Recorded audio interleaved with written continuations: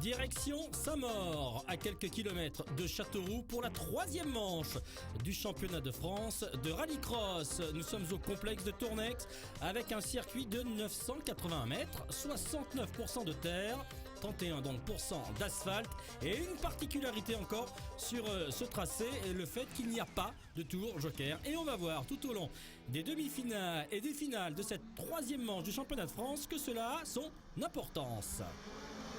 Allez, on commence tout de suite avec la finale B des Twingo R1 et regardez exactement ce que l'on disait.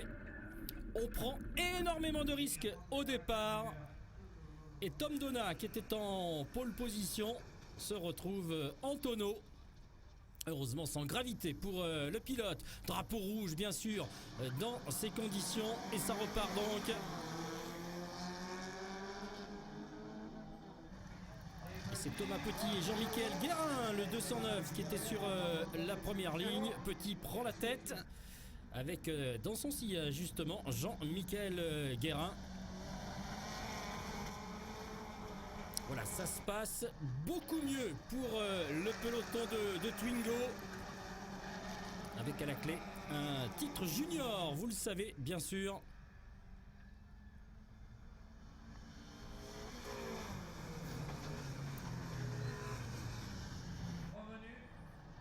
Allez, pour l'instant ça ne change pas avec en 3e position Pascal Hutto, également pas trop mal placé dans cette demi-finale B.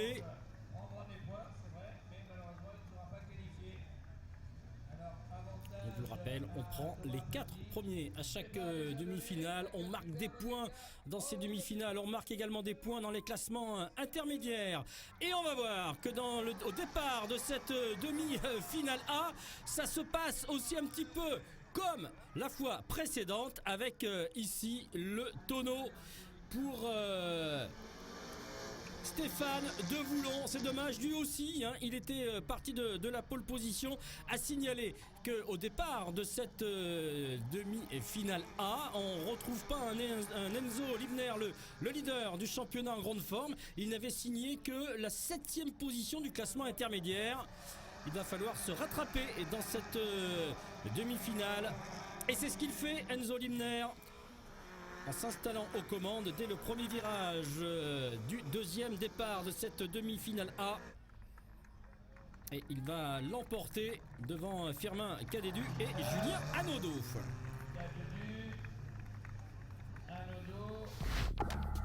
Voilà donc les 8 pilotes qualifiés pour la finale de la Twingo Cup, que l'on retrouvera bien sûr un petit peu plus loin dans notre résumé.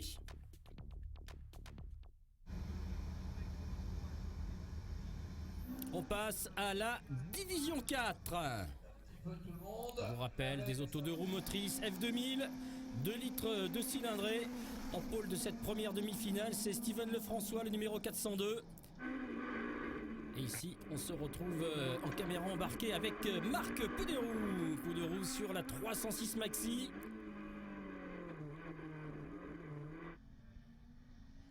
C'est plutôt musclé au départ de cette première des demi-finales de la division 4. Avec ici Christophe Barbier qui se bat derrière. Attention, du côté de Frédéric Seigneur, il n'y aura donc pas de possibilité d'aller en finale, c'est clair. On retrouve cette bagarre derrière pour les places d'honneur et surtout pour les places en finale. C'est Frédéric Barbier qui justement va en profiter pour enlever cette toute dernière place de qualification dans les finales. Allez, ici on retrouve le 402, c'est Steven Lefrançois, 3e, juste devant lui Gilbert Filippono. On se bat bien d'ailleurs pour essayer de chipper la 2e place. Et devant en revanche, c'est toujours Marc Pouderou et c'est dans cet ordre que les pilotes vont passer la ligne. Pouderou, Filippono, Lefrançois et Barbier donc. Allez, on passe tout de suite à la demi-finale A avec Emmanuel Hahn qui s'impose en tête. Attention derrière avec la Honda Civic de Tommy Terpero, un petit peu en difficulté. Voilà, on retrouve le leader Emmanuel Hahn. Le pilote qui avait fait le meilleur chrono au classement intermédiaire, les meilleures positions au classement intermédiaire, c'est Kevin Jacquinet juste derrière.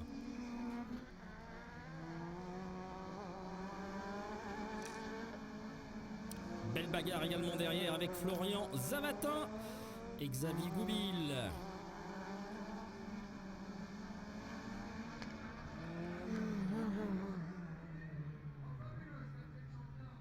Ouais, les places sont chères également ici et c'est passé du côté de Florian Zavatin, le pilote de la Clio, juste devant Xavier Goupil qui essaye de reprendre sa position, mais il y avait un drapeau jaune. Emmanuel Anne, Jacquinet, Terpero Zavatin, c'est l'ordre de la demi-finale A, alors qu'on vous rappelle que du côté de la demi-finale B, c'est Pouderou, Philippodot, Lefrançois et Barbier, ces 8 pilotes que l'on retrouvera bien sûr en finale de la division 4.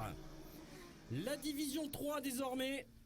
Et donc la demi-finale B de ces voitures châssis tubulaires, 2 ou 4 roues motrices, esprit glace. Vous le savez, avec Florent Benudo qui s'était élancé de la pole position. Mais tout de suite, on va retrouver en tête Christophe Saunois et sa Toyota Corolla. Derrière, on retrouve également Joachim Martins sur sa Skoda. La Skoda numéro 373. Manche assez rapide, hein, les 6 tours en 3 minutes 46. Effet trompeur que la présence de Florent Benudo devant. Florent Benudo, le leader du championnat. Il a eu un souci au premier tour, il est pratiquement à un tour. Et c'est bien Christophe Saunois qui domine cette demi-finale. Allez, on passe à la suivante. Mathieu Trévian sur sa Sirocco qui est en pole position et on se frotte, on se bat. On est avec ici Henri Navaille sur sa DS3. Quelle bagarre dans au départ de cette demi-finale A de la division 3. Xavier Briffaut se retrouve le leader. On le rappelle, on le répète, il n'y a pas de tour joker ici à Châteauroux et tout se joue ou presque au moment du départ, d'où eh bien les contacts, on se frotte, on y va, on essaye de s'imposer de façon à mener la course. C'est la meilleure façon d'arriver premier à la fin. Briffaut, Navaille, Avril, Brinet, c'est le top 4 de la demi-finale A. Saunois, Martins, Lefrançois et Franck Delaunay, c'est le top 4 de la demi-finale B.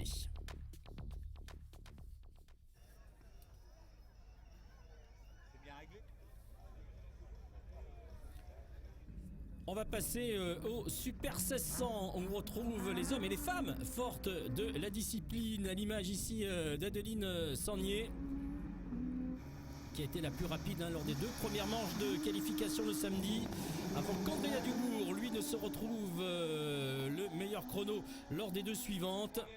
Le Bordelais revient aux affaires après avoir manqué les finales de l'essai suite à des problèmes de santé pendant le week-end. Il avait dû être transporté d'urgence à l'hôpital alors qu'il était leader du championnat après la première manche d'essai. On le retrouve, Andrea Dubourg. Ouais, ça va beaucoup mieux, je suis sorti le lundi midi de l'hôpital. C'était seulement un phlegmon amygdalien, alors quand je dis seulement, c'est à prendre avec des pincettes, ça peut être très grave, mais tout va beaucoup mieux au niveau santé, je suis en forme et ça va, je suis au top.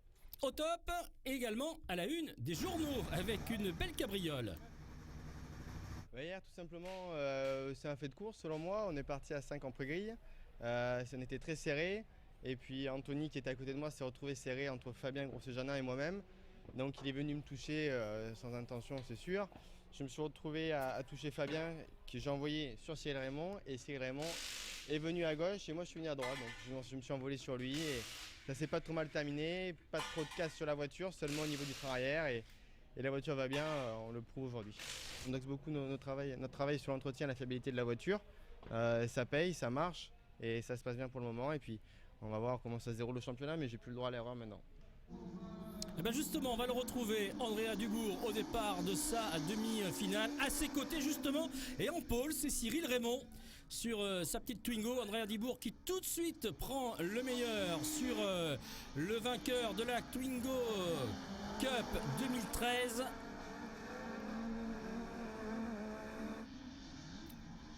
Allez, c'est la bagarre. On espère pour eux que ça ne va pas terminer de la même façon que la veille. Non, ça se passe bien. Cette bagarre entre les deux pilotes Renault. Et au final, c'est bien Andrea Dubourg devant Cyril Raymond. Le troisième, c'est Fabien Grosset-Janin dans cette demi-finale B.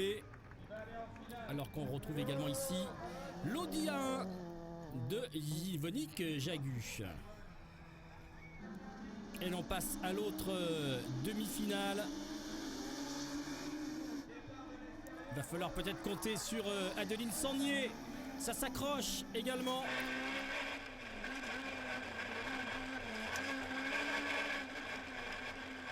On se retrouve avec Anthony Meunier en caméra embarquée. Et devant, c'est Laurent Chartrain qui a pris le meilleur sur Adeline Sangnier. Et c'est lui qui va remporter cette demi-finale A. Et Anthony Meunier, avec qui on était en caméra embarquée, va enlever la troisième position devant Jimmy Carpereau. Voilà, belle bagarre, mais là encore, tout s'est joué au niveau du départ avec la victoire pour Laurent Chartrain. Et on rappelle que dans la première des demi-finales, c'est Andrea Dubourg qui l'avait emporté devant Cyril Raymond, Fabien Grosset-Janin et Yvonique Jagu.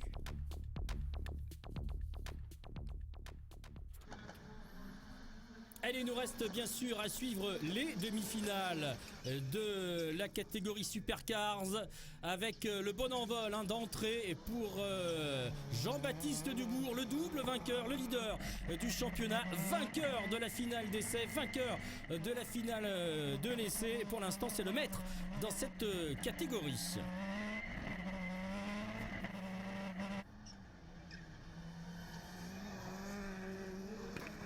Retour également d'Hervé Knapik qui n'avait pas pu participer au final lors de la manche précédente, qui va terminer ici à la deuxième place. Et également la troisième pour Fabien Chanoine. En caméra embarquée avec Fabien Payet. Vous avez pu constater la façon de démarrer, de partir, voire de se propulser sur la piste dans une voiture de la catégorie Supercars. Ça se frotte un petit peu derrière.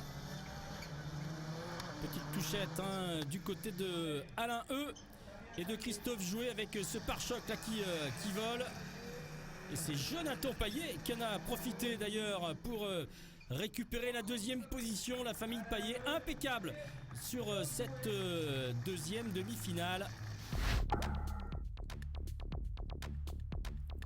Alain E, Christophe Jouet et également Marcel Barbette, quatrième de la première demi-finale.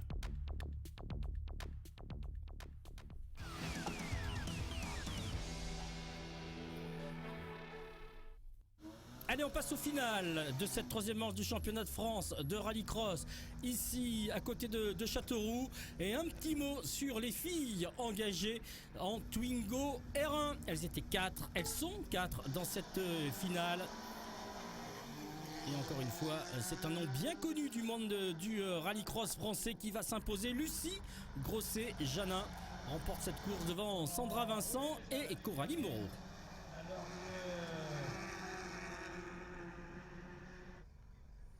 Place aux garçons avec Thomas Petit en pole position devant Enzo Libner et Firmin Cadédu que l'on va retrouver en caméra embarquée.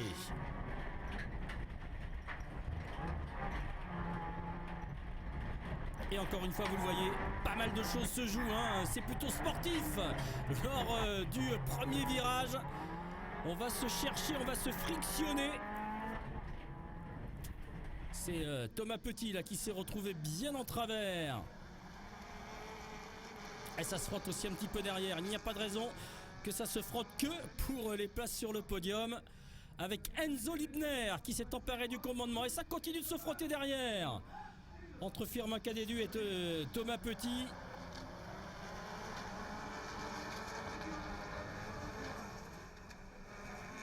Les deux hommes qui ne cessent de s'attaquer, qui font pratiquement le circuit côte à côte. Mais c'est bien Enzo Libner qui va l'emporter. Et c'est surtout Firmin Cadédu qui va remporter ce duel pour la deuxième place devant Thomas Petit. Jean-Michel Guérin complète le top 4. Au niveau du championnat, Limner compte désormais 13 points d'avance sur Petit et Cadet-Du à égalité de points derrière.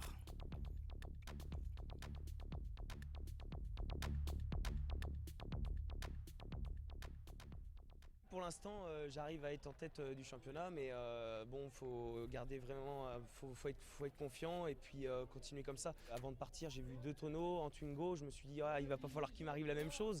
Mais bon, je restais vraiment concentré, j'étais dans ma bulle et je me suis dit, bon, je fais un bon départ et après, j'assure quoi. Je reste propre. Non, ça m'a sauté. Et voilà donc le podium et une nouvelle victoire pour Enzo Libner. Allez, la finale de la Division 4 avec Emmanuel Hahn en pole position. À ses côtés, Pouderoux et Jacquinet.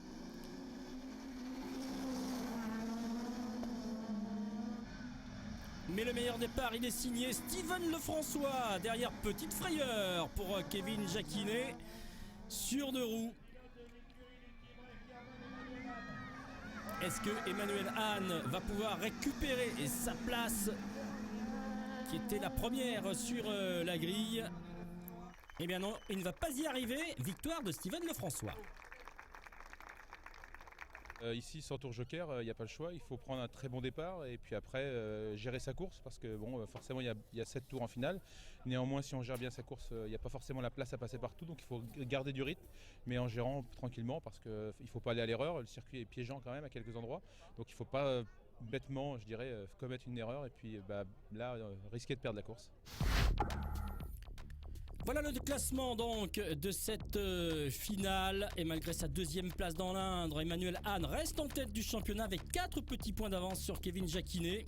On va retrouver ensuite Steven Lefrançois à 15 longueurs d'Emmanuel Hahn. Allez, la finale également de la Division 3, la pole position pour Christophe Saunois. Et premier virage sans accrochage, on est avec Henri Navaille en OBC. Ça se fait un petit peu pousser du côté du pilote de la Citroën. Allez, gros freinage. Et Christophe Saunois toujours devant Xavier Briffaut. Deuxième, Joachim Martins et sa Skoda à la 3e place. On va retrouver Henri Navaille juste derrière avec Franck Delaunay également, qui est juste derrière dans son pare-choc. L'absence bien sûr dans cette finale du leader du championnat, Florent Béduno, qui ne participe pas à cette finale. Attention, ça va se resserrer dans cette division 3.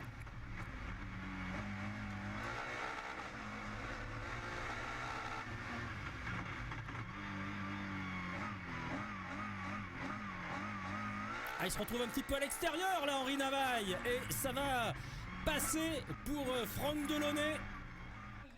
Dommage, et victoire sans aucun problème pour Christophe Saunois devant Xavier Briffaut.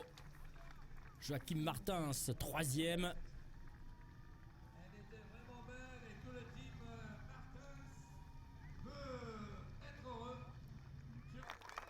Voilà le podium de la division 3.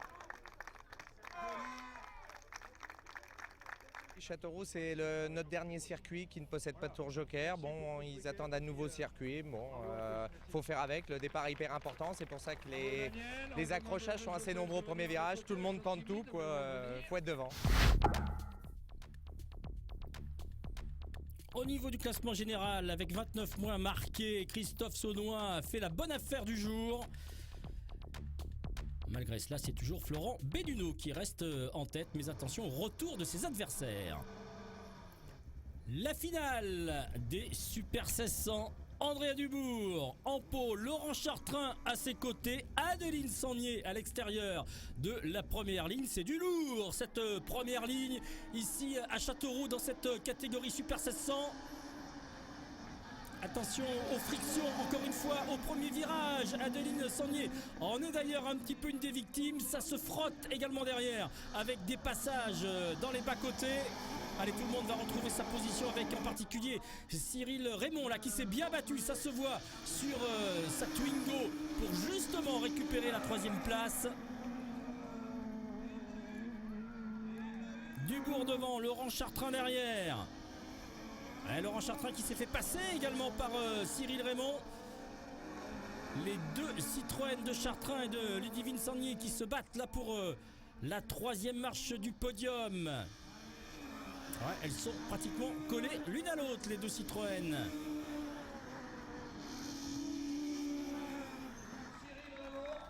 Et sans aucun problème, Andrea Dubourg, le grand absent de l'essai, remporte sa finale devant Cyril Raymond. Le voilà le podium. Des victoires sur 3. C'était bien parti à l'essai. Malheureusement, j'ai dû abandonner suite à un problème de santé. Le championnat est relancé et ça va être long jusqu'au bout. Avec Laurent et Cyril, on se bat très sportivement et c'est ça qu'il faut retenir aussi. Ce qu'il faut retenir justement, c'est également qu'Andrea Dubourg remonte à la 4e place avec cette victoire. Derrière donc les 3 premiers du classement que sont Cyril Raymond, Laurent Chartrain et Adeline Sangnier.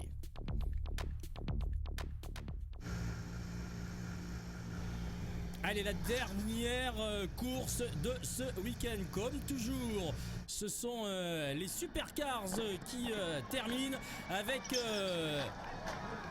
Fabien Payet en pôle et surtout ce moment clé dans cette course dès le départ, l'énorme accrochage dont est victime le leader du championnat, Jean-Baptiste Dubourg. On est avec lui, on revit tout cela.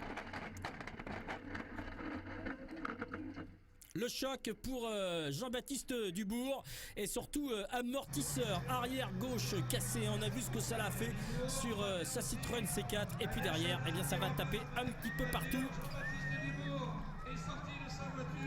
Heureusement sans problème pour Jean-Baptiste. On aperçoit également la voiture de Christophe Jouet derrière qui également ne va pas pouvoir participer à cette finale. On va forcément s'attendre peut-être à la domination de Fabien Payet dans cette finale parce que Jean-Baptiste Dubourg assurément était sans doute le seul à pouvoir se battre face à l'homme fort de ce circuit, Fabien Payet. Et on retrouve un petit peu également le scénario de la demi-finale avec Jonathan Payet qui complète le succès de la famille Payet, puisque pour l'instant et jusqu'à l'arrivée ce sera Fabien devant Jonathan. Voilà, avec Alain E qui complète le podium. Malheureusement pour le public, finalement c'était une promenade de santé parce que je voyais Jonathan qui était derrière, donc j'ai attaqué 3 tours pour faire un écart. Et après, il m'a suffi de gérer, quoi. Bon, c'est dommage que la finale se joue par KO quand même, parce que je pense qu'avec JB, il y avait une bonne finale qui nous attendait. Donc c'est dommage, mais c'est la course. C'est vrai que c'est dommage. On aurait aimé la voir également, cette finale entre les deux hommes forts du championnat. Jean-Baptiste Dubourg conserve la tête justement dans la catégorie Supercars avec 5 petits points d'avance sur Fabien Payet.